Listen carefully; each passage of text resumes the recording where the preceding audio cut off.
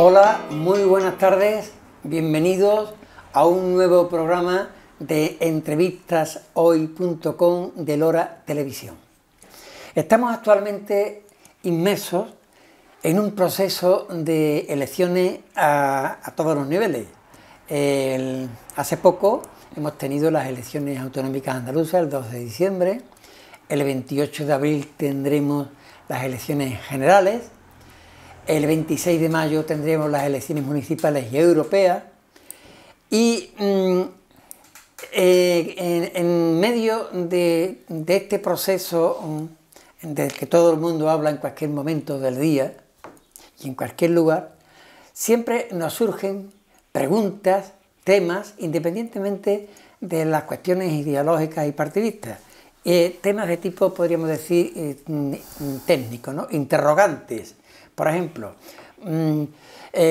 ¿cómo es posible que nuestra ley electoral permita que haya partidos que con menos votos saquen más escaños que otros que han sacado más votos? Eso, como en definitiva se pregunta cómo la normativa electoral recoge votos y después reparte escaños. Y en ese reparto muchas veces pues no lo vemos claro. Hoy vamos a hablar de este tema, pero también quisiera aprovechar porque la grabación la estamos haciendo hoy, 8 de marzo, Día Internacional de la Mujer, para poner en valor las figuras de tantas mujeres como a lo largo de la historia reciente nuestra de España han luchado por el sufragio femenino, y una de ellas fue la escritora, abogada y diputada Clara Campoamor. Todos le damos las gracias a ella y a tantísimas mujeres como han luchado por este sufragio femenino. Ya recordar que en España en el año 1931 se reconoció por primera vez en la historia el voto femenino, aunque no se pudo ejercitar hasta el 19 de noviembre de 1933. En nuestro reconocimiento y agradecimiento a todas ellas. Y vamos a hablar hoy con nuestro invitado, que es Aurelio Garnica Díez. Aurelio, buenas tardes. Muy buenas tardes, Federico. ¿Qué pasa? ¿Cómo estamos? Bien, bien, muy bien. Y además me alegra que hayas sacado también el tema de la mujer en un día como hoy, porque hombre, hay que acordarse de las sufragistas que pelearon mucho en Inglaterra inicialmente, en Estados Unidos. Yo creo que es importante, pero que incluso hasta el año, por ejemplo, 1971, en Suiza, no se reconoció el voto a la mujer. ¿Hay alguna película interesante sobre esos temas que se podrían recomendar el verlas? Bueno, pues, ¿quién es Aurelio Garnica Díez? Aurelio Garnica ha sido, hasta hace muy poquito, el director de los servicios jurídicos del sindicato Comisiones Obreras de Andalucía. Es miembro de la Asociación Derecho y Democracia, ha dado multitud de conferencias relacionadas con temas jurídicos y con el derecho laboral, y también ha publicado y publica en revistas especializadas pues, temas relacionados con las materias que él domina. También tendría que decir que Aurelio Garnica está doblemente vinculado con Lora, con nuestro pueblo. Primero porque tiene aquí grandes amigos, entre los cuales tengo el honor de encontrarme, y también porque su tío, que también se llamaba igual que él, Aurelio Garnica, fue el aparejador que junto con el arquitecto Fernando Barquín y Barón dirigieron las obras de nuestra gran barriada de Los Pisos. Bueno, pues todo eso, Aurelio, y muchas cosas más, te hacen merecedor de muchas cosas. Bueno, pues gracias, Federico. Además, tú viviste durante mucho tiempo con tu tío. Bueno, sí. Me falta un detalle. Tiene doble nacionalidad autonómica. Él es riojano, como su tío, como mi tío. Pero es andaluz y sevillano hasta los cuatro costados, así que ya lo verán ustedes después en su expresión, en su forma de hablar. Decía Aurelio... Que, hombre, yo con Lora también pues hemos venido más de una vez, por más de una circunstancia. Y desde luego, pues sí, tengo esa doble nacionalidad. Aquí hablo fino y allí hablo andaluz. Bueno, pues aunque este tema técnicamente puede resultar un poco complicadillo, pero yo creo que la pedagogía y la didáctica de Aurelio nos va a permitir conocer un poquito más a fondo estos mecanismos que son invisibles, pero que son importantísimos en unas elecciones de cualquier nivel.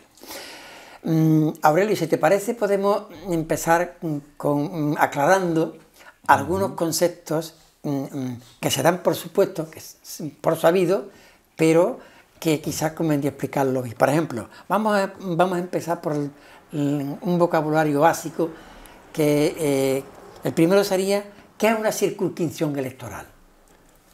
Pues, Federico, quizás este es el momento bueno para explicar cosas de este tipo por lo que has dicho, porque nos vamos a juntar en muy poco tiempo con todas las distintas posibilidades de elección que hay. Las europeas, han sido las autonómicas, las generales y las municipales. Entonces, podemos empezar por decir que es una circunscripción electoral, vamos a ir a lo más cercano. Es decir, en las elecciones municipales que se hagan el 26 de mayo en Lora del Río, ¿cuál sería la circunscripción electoral? Pues es el término municipal de Lora del Río y todos los electores que viven ahí. Son llamados a votar todos los electores que viven en el término municipal de Lora del Río. Esa es la circunscripción. En las municipales, el municipio. El municipio. En las autonómicas. En las autonómicas, la ley, el estatuto de Andalucía, pues establece que las circunscripciones son las 8 provincias. En realidad podríamos decir, hacemos 8 elecciones, una en cada circunscripción. En el caso de las elecciones autonómicas. La provincia. Sería la provincia. Y se hace una elección en cada provincia. El resultado final es la suma de esas 8 elecciones. Igual que en las nacionales también. Exactamente. Hay 50 y... Hay dos. En las nacionales, por ejemplo, el Congreso de Diputados tiene unas circunscripciones, el Senado tiene otras distintas. A ver, el Congreso de Diputados son las 52 provincias. Son las provincias, 50, y en Ceuta y Melilla son también circunscripciones, y en Ceuta se elige un diputado y en Melilla un diputado. Pero en el Senado no ocurre eso. En el Senado hay unas peculiaridades en las provincias formadas por islas, Mallorca y Canarias, y ahí hay unas circunscripciones más reducidas, y al final en el Senado tenemos 59 circunscripciones. Nos quedaría ahora el Parlamento Europeo. El Parlamento Europeo, las circunscripciones, toda España. Y se eligen como, en ese sentido, muy parecido a las municipales. No hay más que una única circunscripción. se hace una única elección. Y el voto de un andaluz, el de un catalán, el de un valenciano, va a la misma bolsa. Va a la misma bolsa y valen absolutamente lo mismo, igual. Y en unas municipales valen absolutamente lo mismo porque es una única circunscripción. Unido a esto está lo que técnicamente llamáis, los que expertos en este tema, el prorrateo, ¿no? La distribución de escaños y de senadores por circunscripciones. Claro. ¿Cómo va eso? ¿Cómo va? Está claro que en las elecciones municipales o en las europeas es muy sencillo. En Lora del Río se eligen 17 concejales, va en proporción, puede variar, porque los concejales en los ayuntamientos van en proporción a los habitantes del municipio. En este caso de Lora serían 17, pues como es una única circunscripción, se eligen a la vez. En las elecciones europeas, pues en esta ocasión vamos a elegir 59 diputados. Como es única, se eligen a la vez. Pero en las... O sea, a España le corresponden 59 diputados. Y ahí todos los españoles vamos a votar para 59 de entre todas las listas que se nos presenten. Exactamente. Pero si ahora nos vamos, por ejemplo, a las autonómicas, entonces en las autonómicas hay 8 asignados por provincias. 8, cada provincia va a tener, por lo tanto, de entrada 8 diputados, en cada provincia, y el resto, que son 45, es en proporción a la población que tiene cada provincia. Y así se eligen los 109 diputados que elegimos en Andalucía. Ahí, por lo tanto, ¿quién sale favorecida? Pues las provincias que tengan menor población, porque de entrada se le asignan 8, al igual que las que tengan más población. Huelva, Jaén salen favorecidas, Sevilla, Málaga salen ligeramente perjudicadas porque en Andalucía no hay una desigualdad entre provincias muy grande en la población. En el caso del Senado es el más desproporcionado, porque se eligen 4 senadores en las provincias, en cada provincia. En Soria, que tiene muy pocos habitantes. 75.000 creo que tengo. Bueno, en relación con Madrid, con Valencia, Madrid, que son con Barcelona. Varios millones de habitantes. O sea, pues eligen 4, tanto en Soria, como en Madrid, como en Barcelona o como en Sevilla, con independencia de la población que tenga. Digamos que ahí es donde se da la mayor desproporción, ¿vale? Y en el Congreso de Diputados esa desproporción es algo menor, pero también se da porque la ley electoral otorga 2 diputados por provincia y el resto en proporción a la población. Entonces hay una desproporción. Podríamos decir, hay provincias que en el Senado y en el Congreso de Diputados están sobrerepresentadas, el voto de ese ciudadano vale más que las provincias que están infrarrepresentadas. Eso en la práctica significa que en Barcelona un senador, para conseguir un senador se necesitan muchos miles de votos más que la de Soria, Huesca, varias veces que un senador de Soria. Lérida. Eso es. Y eso nuestros legisladores, cuando lo hicieron, sabían... Eran conscientes de ello, eran conscientes de ello. Sí, eran conscientes de ellos. En concreto, el Senado está prácticamente establecido en la Constitución directamente, ¿vale? O sea, que en la Constitución ya se establece que la circunscripción electoral es la provincia, en el caso de las islas un poquito se reduce más, y asigna 4 senadores por provincia, ¿vale? Y en el Congreso de Diputados la Constitución establece algo no tan desproporcionado, establece que siempre habrá un mínimo de diputados por provincia, establece que la circunscripción es la provincia y Ceuta y Melilla, y un mínimo de diputados por provincia, con lo cual siempre, al menos siempre debería haber uno. Y es la ley electoral la que ha establecido 2. Y relacionado con el asunto del Senado, aparte de esa desproporción que hay en el ambiente siempre una interrogante de la funcionalidad y de la validez práctica del Senado. ¿Tiene fundamento esas dudas o hay una explicación que justifique claramente la existencia del Senado? Bueno, analizar la existencia del Senado en el momento que se elaboró tenía una filosofía, que no, yo creo que no merecería la pena entrar, pero sí podemos decir, comparando con otros países, que en general los países que tienen un Estado centralizado suelen nada más que tener una Cámara de Diputados o como el nombre que reciba. En los estados que suelen ser federales, o sería nuestro caso autonómicos, el Senado tendría un papel, pero tendría que tener otro diseño. Normalmente en estos casos los senadores se designarían más por las asambleas de cada autonomía, sería lo más lógico hacerlo y en proporción a los resultados que han obtenido. Ese sería, y otras funciones, es decir, en las autonomías nuestras, por ejemplo, somos competentes en sanidad, en educación, pues a lo mejor leyes de ese tipo, la primera lectura se debería hacer en el Senado. El Senado debería ser donde se pusiesen de acuerdo los gobiernos autonómicos. Ese sería el papel que tienen en otros lados. Por tanto, hay que cambiarlo profundamente el que está. Es una necesidad cambiar el Senado. Porque cuando se estableció el Senado, todavía no había autonomías constituidas. Claro. Pero ahora ya sí, y con competencias asumidas. Y ese sería el papel del Senado. Es que ahora... Eso está todo el mundo muy de acuerdo. La dificultad es ponerle el cascabel al gato y encontrar el momento adecuado.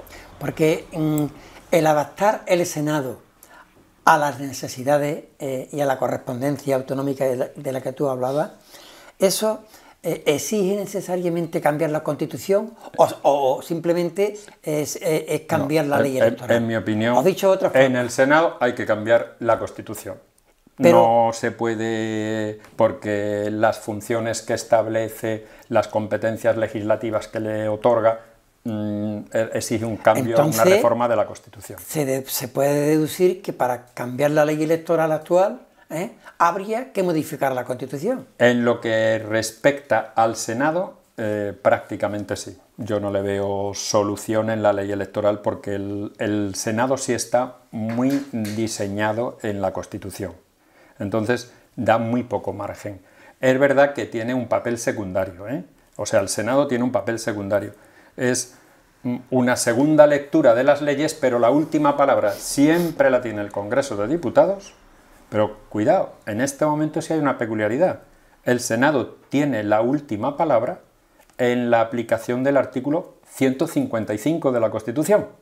Hay alguna serie de partidos que están diciendo que la solución que ellos ven para Cataluña es aplicar el 155. Otros matizan muchísimo más ese tema.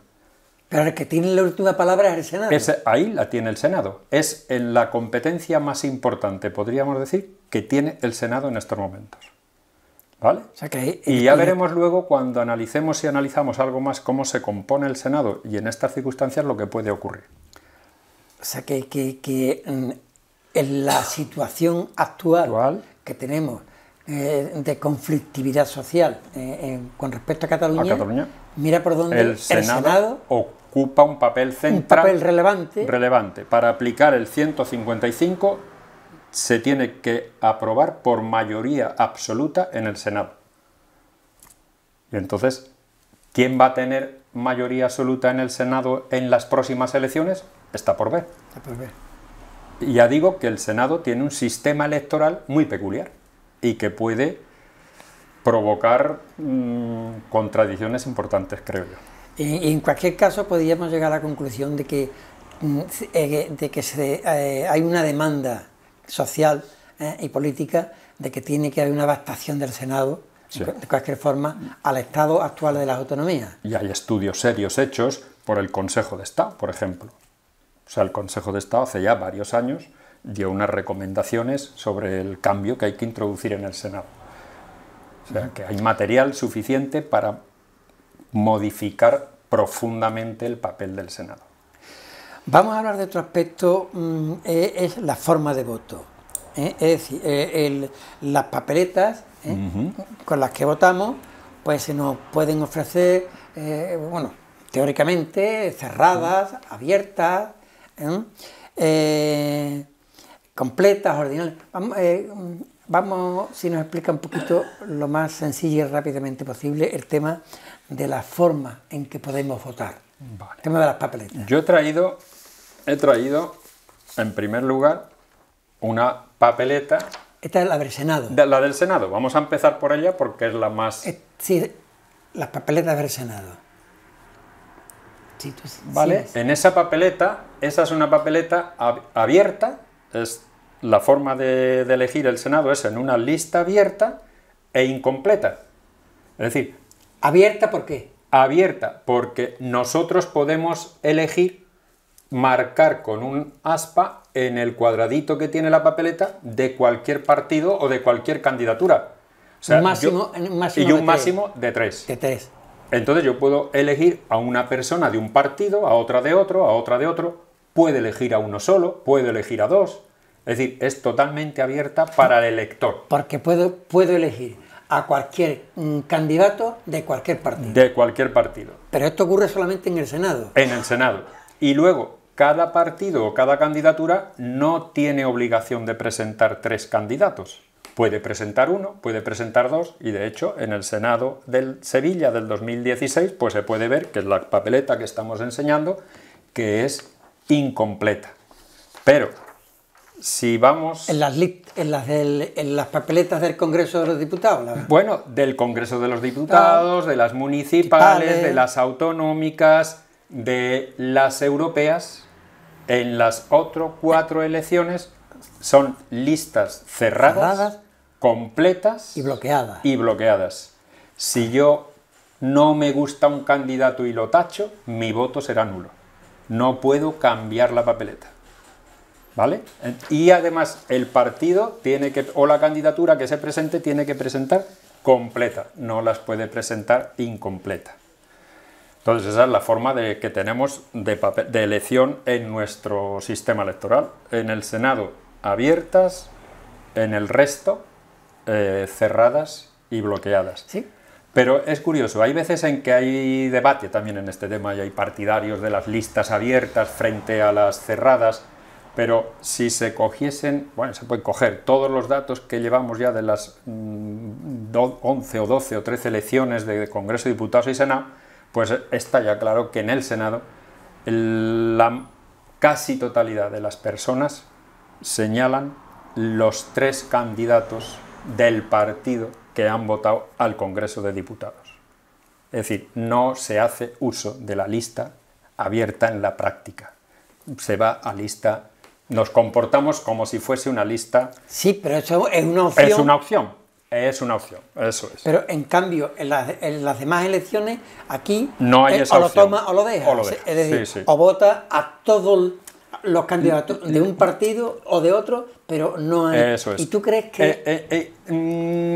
Vamos a ver, en esto, como esto es un reglamento de juego, pues unas veces va a venir bien y mal. Es decir, aquí los reglamentos de juego ninguno es bueno completo, ni ninguno malo completo, ¿eh?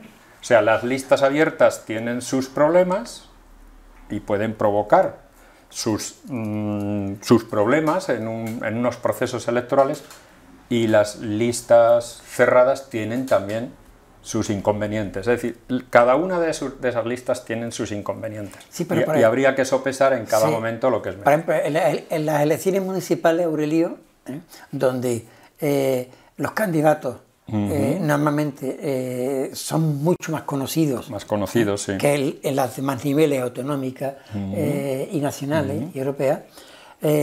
¿No sería más democrático el que un vecino de aquí de Lora pudiera elegir de todas las opciones que se le presentan de los partidos, pudiera elegir uno de aquí, 2 de aquí, 3 de aquí, 4 de aquí? ¿No sería eso? ¿No daría mayor calidad democrática? Sí, a nivel municipal. Sí, puede dar mayor calidad democrática, yo no lo voy a discutir, pero tiene sus riesgos. ¿Qué competencia fuerte e importante tiene, por ejemplo, un ayuntamiento? Urbanismo. Entonces, yo puedo propugnar o recaudar una serie de apoyos determinados para hacer una serie de medidas urbanísticas. Podemos recordar lo que ha ocurrido en Marbella y toda la Costa del Sol hace unos años. Es decir, si hay listas abiertas, puede haber más posibilidades de que determinadas fuerzas económicas y sociales potencien con mucha fuerza algún candidato concreto con unas finalidades concretas, y se corre ese riesgo. Ese es el riesgo, en mi opinión, que tienen las listas abiertas, ¿vale? Ya está, hay que saberlo. O sea, yo lo único que digo, por eso digo, tienen sus ventajas esas listas abiertas y tienen sus inconvenientes. Si yo voto a una lista de un partido, yo siempre le podré pedir a ese partido cuentas de por qué ha metido a una persona que era un sinvergüenza. Siempre le podré pedir cuentas a ese partido, como organización. Pero si vamos a listas abiertas y por lo que sea hemos elegido mayoritariamente los ciudadanos a una persona concreta, le puedo pedir también cuentas a ese partido, pero a lo mejor ya le puedo pedir menos. ¿Vale? Ese sería pro y contra de cada moneda. Y en otros países, más o menos, la forma de voto es parecida al nuestro, o tiene algunas peculiaridades. Cuando decimos forma de voto es presentación de listas abiertas, sí, hay variedad, sí, hay las dos. En general predominan más el sistema de listas cerradas, pero a veces se combinan, ¿eh? O sea, hay posibilidades de votar. En Alemania, por ejemplo, pues tiene unos diputados, eligen en listas cerradas de partidos, y luego hay otro grupo de diputados que se eligen en listas abiertas. Hay posibilidades de combinar también. Aurelio, antes de entrar en otro concepto básico, que es el umbral electoral, me gustaría que explicara así a grosso modo los dos grandes sistemas electorales, el mayoritario y el proporcional. Y el proporcional. El mayoritario, por ejemplo, que es inglés o el americano, sí. Y el proporcional, que es el nuestro y el francés, ¿no? El alemán. No, el francés es mayoritario a doble vuelta. Eso. A doble vuelta. Eso. Las grandes características del mayoritario y el proporcional. Vale, pues podemos empezar con la del Senado. O sea, el Senado es un sistema mayoritario. O sea, en España tenemos un sistema mayoritario. Es cómo se eligen los senadores. Los senadores es claramente mayoritario. Van a salir elegidos los 4 senadores que más votos hayan obtenido. Y el resto de candidatos que se hayan presentado quedan eliminados. Y ahora lo que dije antes, si normalmente los electores solemos elegir a los 3 candidatos de un mismo partido, que es o candidatura, que es la que he votado en el Congreso de Diputados, ¿qué es lo que ha venido ocurriendo en todos estos años? Que el partido más votado se llevaba 3 senadores y el segundo partido más votado se llevaba 1 y el resto de partidos no se llevaba nada. Ese es el efecto del sistema mayoritario. En las listas abiertas, pero... Es que no caben listas... Sí. El sistema mayoritario suele ser siempre unido a listas abiertas. Por ejemplo, Inglaterra, ¿qué hace? Pues Inglaterra lo que hace son 650 diputados y entonces hay 650 circunscripciones. En cada circunscripción se elige un diputado. El partido más votado se lo lleva. Todo el resto de partidos no obtiene ningún diputado. Sí. ¿Vale? Eso es lo que nos ocurre también en Ceuta y Melilla. Ceuta y Melilla tienen un diputado y tienen un senador. Es un sistema mayoritario porque ahí el que gane se lleva el único diputado que hay. Sí, pero si ese sistema mayoritario lo aplicáramos, por ejemplo, en las municipales, que son listas cerradas y bloqueadas, significaría que la lista más votada automáticamente tendría el 51% de los concejales. Sí, aquí fijaros que depende de las reglas que pongamos. En el caso del Senado se eligen 4, podemos votar 3. Yo podría limitar, se eligen 17 diputados o 17 concejales, pues una persona no podrá votar a más de 8, no podrá votar a más de 9 o no podrá votar, y ahí se empezaría a matizar, pero realmente para eso sería preferible decir lista abierta y los más votados. ¿Y el sistema proporcional? ¿Qué efectos tiene el sistema mayoritario? Los efectos que tiene es que reduce la pluralidad partidista del Senado. La representación social. Es decir, ¿qué es lo que ha pasado en el Senado? Que a lo mejor un partido con un 35% de los votos o un 36% obtenía mayoría absoluta en el Senado. Y tenía la mayoría absoluta en el Senado. Porque claro, si ganaba en muchas provincias, se lleva 3 senadores. Es lo que ha venido ocurriendo porque el Senado nuestro se diseñó favoreciendo las provincias más rurales, que era donde tenía más fuerza normalmente los partidos más conservadores. Y era una especie de garantía de que a lo mejor podría haber ocurrido que el Congreso de Diputados fuese progresista, de izquierdas, como le queramos llamar, y en cambio en el Senado hubiese una que ahora nos puede ocurrir. Si hay un partido preponderante, que parece que el PSOE, según las encuestas, es un primer partido con cierta distancia del resto, y eso se refleja en las provincias, porque estoy diciendo que se eligen siempre 52 elecciones, si eso que dicen a nivel nacional se refleja en la mayoría de esas provincias, podría obtener mayoría absoluta en el Senado el PSOE, que no es partidario del 155. Y a lo mejor el Congreso de Diputados tener otras mayorías. Y no podrían aplicar el artículo 155 porque... Bueno, ¿se ve? Vamos a dejar eso y vamos al sistema proporcional, porque el tiempo nos lo vamos comiendo y hay muchas preguntas. Vale, tengo muchas preguntas. El sistema proporcional lo que es el que aplicamos en el resto. En el resto. Exactamente. Y va en proporción, o sea, yo obtendré determinados puestos de diputados, de concejales, en proporción a los votos que he obtenido. El tema está... pero hay un umbral. Hay un umbral. Vale, electoral. Eso es. Que es... en las elecciones autonómicas y nacionales está en el 3%. 3% de los votos válidos. Todo el partido que no llegue a ese 3% ya no entra en el juego de reparto ni de diputados, ni autonómicos ni nacionales.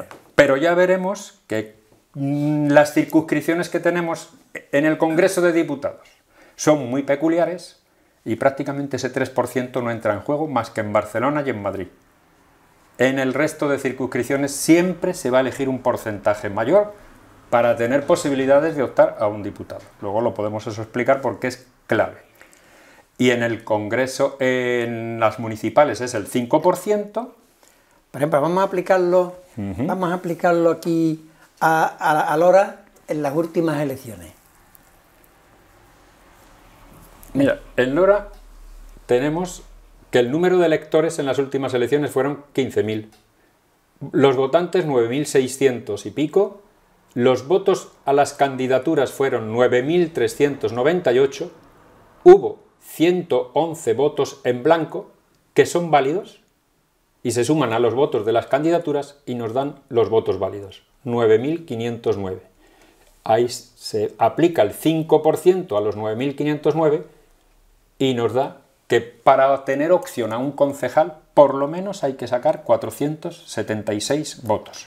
Si se saca uno menos, ya no es posible. De esta lista ya quedaron automáticamente descartados 2 partidos que se presentaron, que fue Podemos y el Partido Andalucista. Sí, el que no llegue a 476 votos ya no tiene opción a entrar en el reparto de escaños. Exactamente. Y entonces, en cambio, por ejemplo, en las europeas, hoy por hoy no hay umbral. En las europeas no tenemos umbral, Congreso de Diputados y Autonómicas 3% y municipales 5%. En el Senado no hay umbral, porque ya decimos que son los 4 senadores más votados. No hay problema de umbral. Aurelio, y a los votos estos, los votos nulos, los votos válidos, eso que normalmente no le echamos cuenta. ¿Puede tener eso incidencia a la hora del umbral electoral? Exactamente. El voto nulo es como si fuese una abstención. No se tiene en cuenta. Se desecha. No vale para nada. El voto en blanco sí vale. Cuenta como voto válido. Porque eleva el umbral.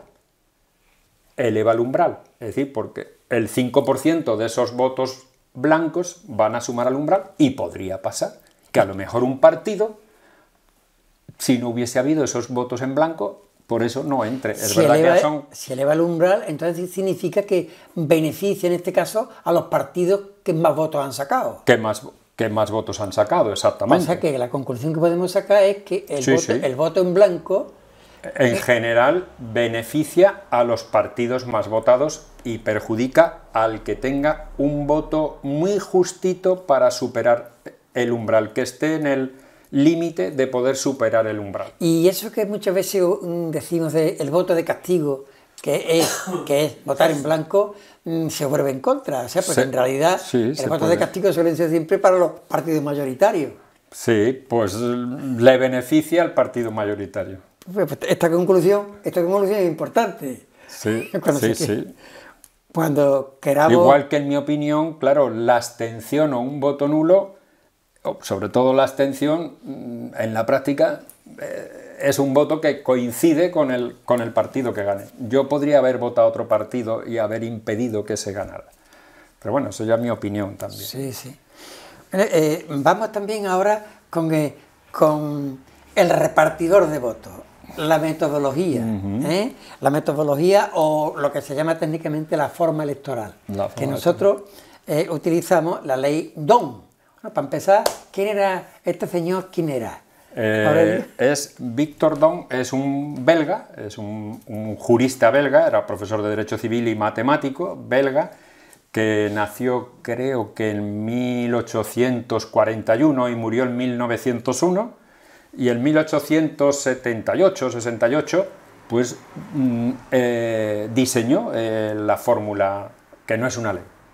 A mí me gusta decir, no es una ley porque no es obligatoria, es una fórmula matemática para... Como hay otras. Como hay otras muchas, para cómo asignar los escaños, en este caso a lo mejor los 17 escaños, los 17 puestos de concejal, cómo se lo asignamos a los 9.398 votantes distribuidos en los distintos. Es una fórmula matemática. Una forma de cocinar los votos en eso, para convertirlos, y que es proporcional, lo hace en proporción a los votos obtenidos, pero favoreciendo en esa proporción a los partidos más votados. Favorece ligeramente a los partidos más votados. En su momento tuvo su explicación, ¿verdad? Porque al principio... En la transición, en las primeras elecciones, se presentaban muchos partidos y eso podría dar cierta ingobernabilidad. Sí, que es lo que está ocurriendo ahora. Pero en nuestro caso, en el Congreso de Diputados, porque si nos fijamos, la fórmula Don influye, pero no es lo más determinante en mi opinión. Lo más determinante es lo que se llama el tamaño de la circunscripción.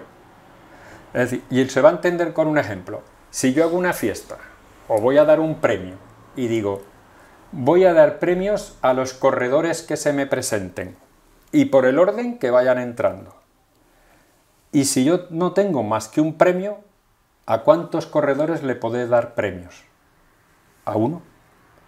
Si yo elijo 2 diputados, es decir, yo tengo 2 premios y se me presentan 20 corredores, ¿a cuántos les podré dar premios? A los 2 que se me presenten en primer lugar, al resto nada. Y así podemos subir. Y si tengo 3, y si tengo 4, y si tengo 5, y si tengo 6. Y eso es lo que ocurre. Hemos dicho que en el Congreso de Diputados yo asigno 2 diputados por provincia y luego en proporción a la población. Entonces, simplificando, podríamos decir ahí, como 3 tipos de circunscripciones. Las grandes, las medianas y las reducidas.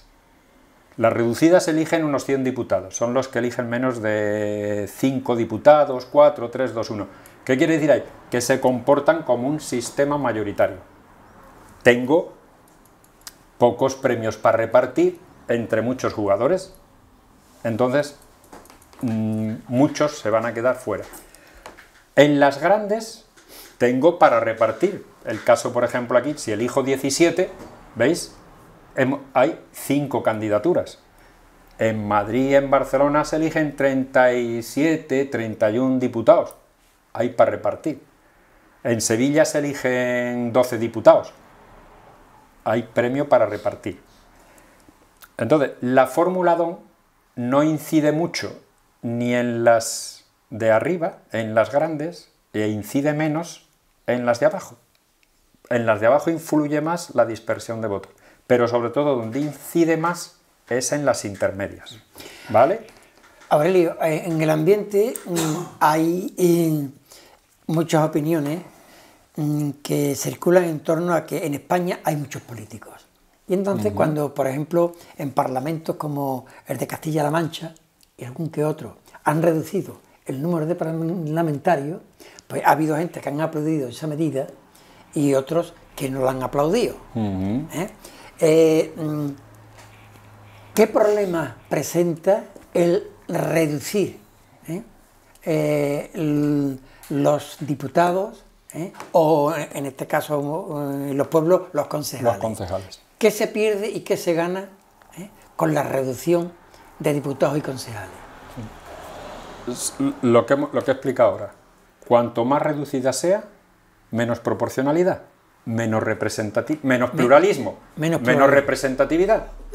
Es decir, y eso va a ser así. O sea, cuanto más reduzca el número de escaños por circunscripción, va a funcionar como un sistema mayoritario. Menos representación va a tener la sociedad en el Parlamento o en la corporación. Entonces, nos podemos encontrar una corporación que se esté sentando, esté representado el 60%, por ejemplo, de los votantes. El otro 40% de los votantes no ha tenido posibilidad de optar a ningún puesto porque es muy reducido y se queda fuera. En cambio, si hay Pero más... existen, existen, y en la sociedad vamos a convivir con todos nosotros. Pero yo no me voy a sentir representado, y al no sentirme representado, cuando me aprueben una ley, cuando me aprueben una medida... Oye, va a haber una contestación social. Claro, me va a costar más aceptarla, porque en ese sentido podríamos decir, yo no he podido discutir esa medida. Entonces, yo creo, porque esto se habla mucho, en el Congreso de Diputados, por ejemplo, nuestro es de los reducidos en Europa. O sea, en Europa suele haber más. Y en España, si en vez de 350 pasásemos a 400, que lo permite la Constitución, automáticamente sería un sistema más proporcional, porque nuestro sistema del Congreso de Diputados es intermedio entre mayoritario y proporcional, porque tiene muchas circunscripciones muy reducidas o intermedias. Si aumentamos el número de diputados, podría ser mucho más proporcional y estar más representada la sociedad. O sea que podríamos concluir que a mayor número de concejales o de diputados, mayor calidad democrática, porque estarían representados no solamente las mayorías, sino más minorías. Sí, sí, exactamente. Yo soy de esa opinión. Y tenemos mucha capacidad de control de lo que hacen, O sea, se tiene que saber, por ejemplo, que si yo me meto en la página del Congreso de Diputados o del Senado, puedo ver senador a senador, diputado a diputado, cuáles han sido sus actividades en cada legislatura, qué preguntas ha hecho, qué enmiendas está, en qué comisiones está. O sea, que podríamos controlar el trabajo que está haciendo, que a veces creo que se desconoce. Pues como ya se nos va acabando el tiempo, yo quiero hacerte algunas preguntas que no quiero que se nos escape. ¿Quién organiza y quién controla las elecciones? Porque en principio pensamos que es el gobierno, ¿no? Pero ¿cuáles son los controles y las garantías de que unas elecciones pues no va a haber pucherazo o el recuento de votos va a ser totalmente fiable? Sí, además puede dar una confusión, como claro, el primero que da los resultados de las elecciones, sobre todo en las generales, en las generales, en las europeas, en el Congreso de Diputados, en el Senado, suele ser el gobierno, pues podemos pensar que él es el que controla el proceso. No, el proceso lo controlan, hay una administración especializada que son las juntas electorales.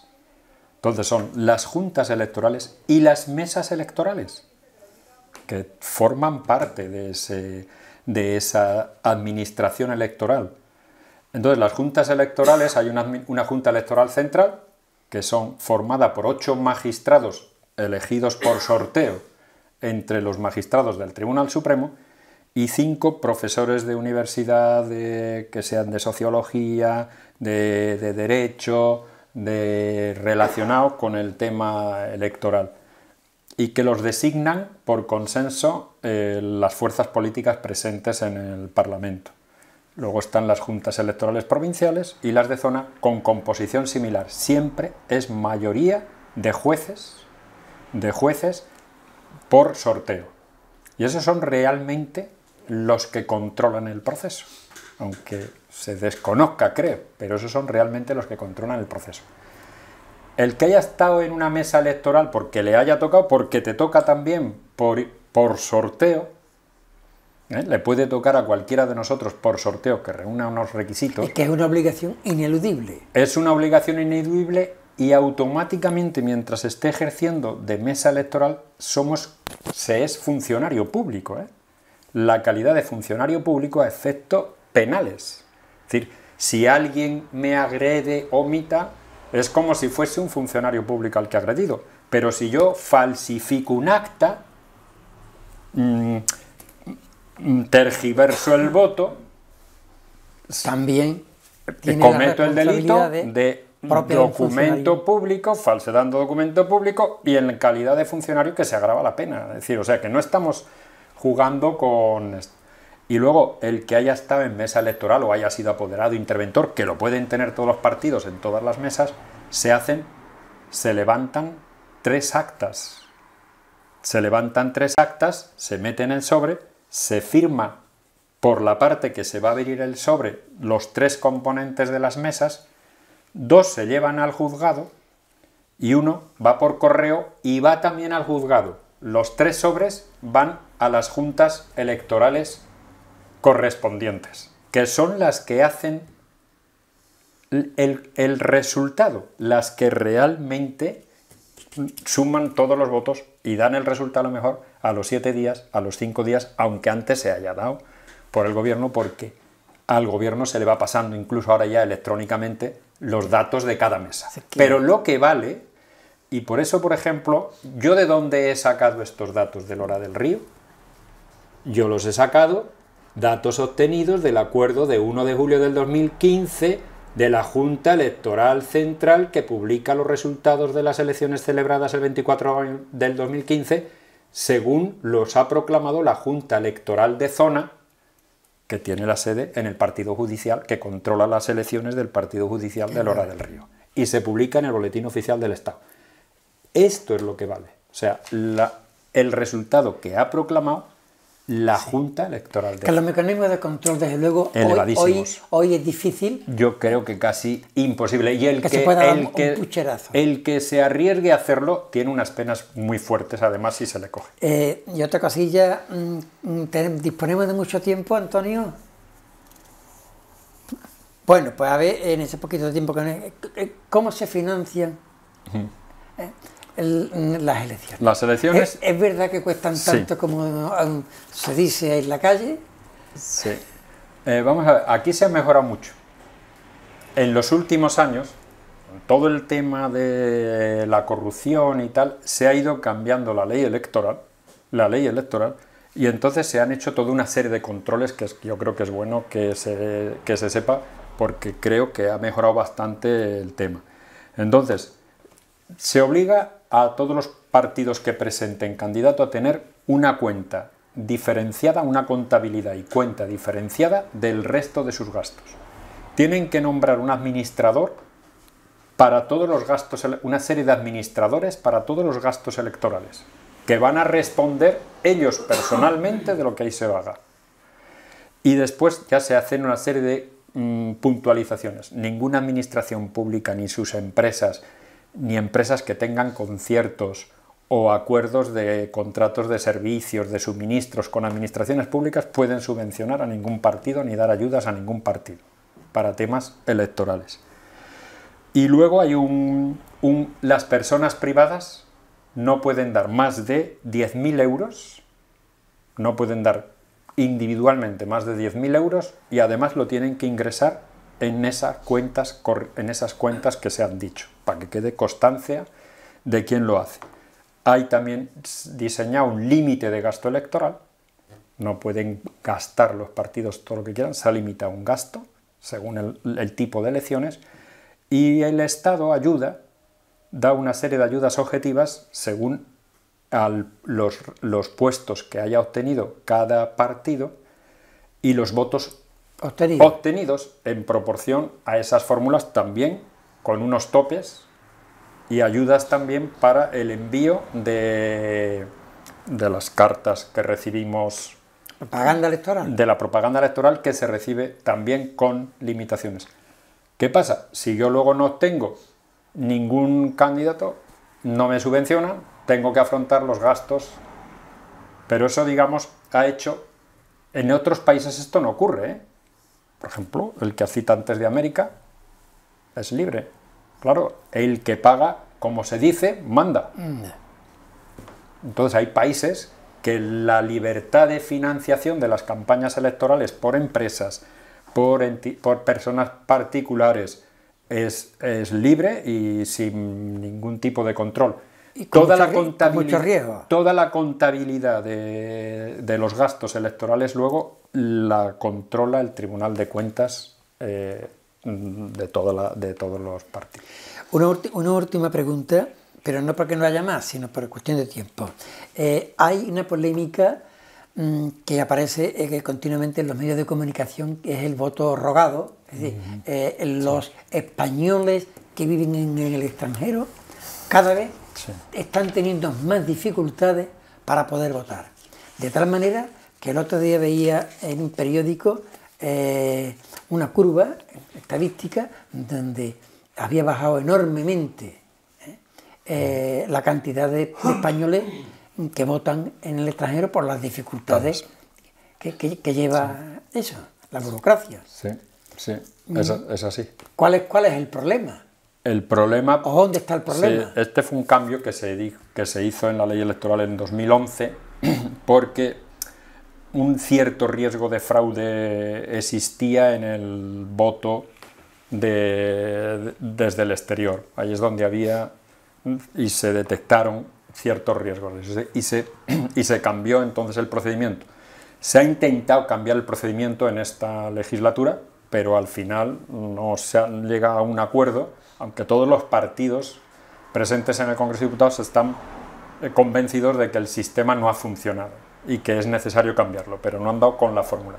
Entonces, y son un 6% del electorado, ¿eh? O sea, que no estamos hablando de que es un número reducido, son algo más de 2 millones de electores, ¿vale? O sea, que es un número importante. Considerable. Importante. Entonces, son personas que viven en el extranjero, que están apuntadas en un censo de españoles residentes ausentes de España, que lo controlan las embajadas y consulados, y esos tienen que hacer en un plazo concreto, ahora lo tienen que estar haciendo, rogar que la oficina del censo electoral que le corresponda le envíe toda la documentación electoral, que se la tiene que enviar por correo certificado.